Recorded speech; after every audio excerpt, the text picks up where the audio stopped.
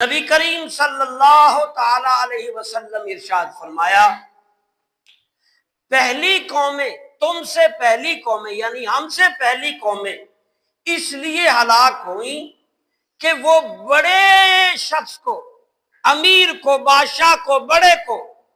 سزا نہیں دیتی تھی، اور جب کہ وہی جرم یا کوئی جرم غریب سے کمتر سے ہو جائے اس کو سزا دے دیتی تھی۔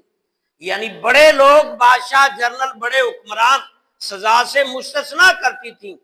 اور فرمایا وہ قومیں اسی غلطی کی وجہ سے ہلاک ہو گئی۔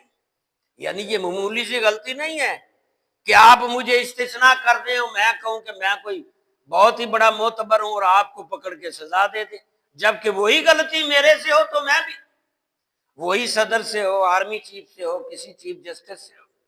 یعنی اس حدیث میں جو بخاری شریف کے اندر موجود ہے، ابو ہریرہ راوی، کہ پہلے زمانے کی قومیں کچھ ہلاک ہوئی ہیں اس خرابی کی وجہ سے کہ اپنے جو ان کے بڑے ہوتے، قبیلے کے سردار یا بڑے ذمہ دار ہوتے، وہ غلطیاں جتنی مرضی کرتے جاتے، کسی غلطی پر ان کو پکڑتے نہیں، باقیوں کو غلطیوں پر سزا دی جاتی۔ اس ناانصافی کہ بڑے لوگ سزا سے بری، ان کو کچھ نہیں کہنا، جو مرضی کریں وہ حلال،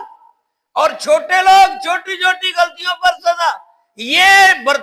برتاؤ جو پہلی قوموں میں تھا، نبی علیہ السلام نے فرمایا اس برتاؤ کی وجہ سے وہ قومیں ہلاک اور برباد ہو گئی۔ یہ معمولی سی بات نہیں ہے، آپ حق تلفی کریں، ایک باپ اپنے بیٹے کے حق میں زیادہ کر رہا ہے، دوسرے کو بالکل نہیں دے رہا،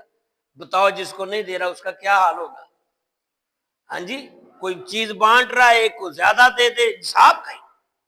اور اسی طرح ایک اور حدیث بھی سن لیتے ہیں، یہ حضرت رسول کریم صلی اللہ علیہ وسلم کے مدینی زندگی کی بات ہے۔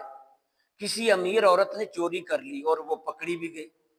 اب حضور نے قانون نافذ ہو چکا تھا، اسلامک اسٹیٹ بن چکی تھی، فرمایا اس کے ہاتھ کاٹ دو، ایک ہاتھ کاٹ دو، دوسری دفعہ چوری کرے تو پھر وہ ٹانگ، جو اسلامی طریقہ ہے قصاص کا۔ اب وہ کیونکہ با اثر خاتون تھی، بڑے قبیلے، بڑے امیر قبیلے کے گھرانے کی عورت تھی، تو سفارشی کچھ بن کر آئے، اللہ کے نبی سے چھوڑ دو، معاف کر دو، کوئی اور سزا دے دو، ہاتھ نہ کاٹو۔ تو نبی صلی اللہ علیہ وسلم جلال میں آئے اور کھڑے ہو گئے،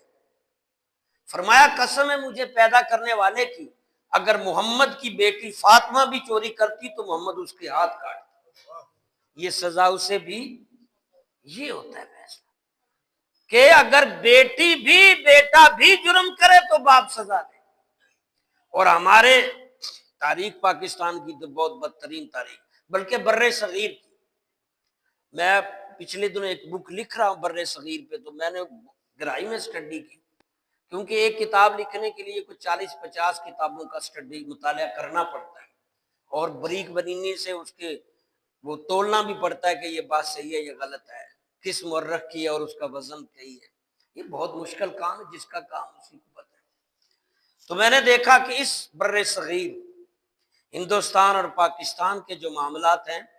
یہ جانوروں والے، انسان کم ہے، جس کا زور چلتا ہے ہڑپ کر لیتا ہے، جس کا دور لگتا ہے کھا پی ہے، یہاں قانون نہیں چلتا۔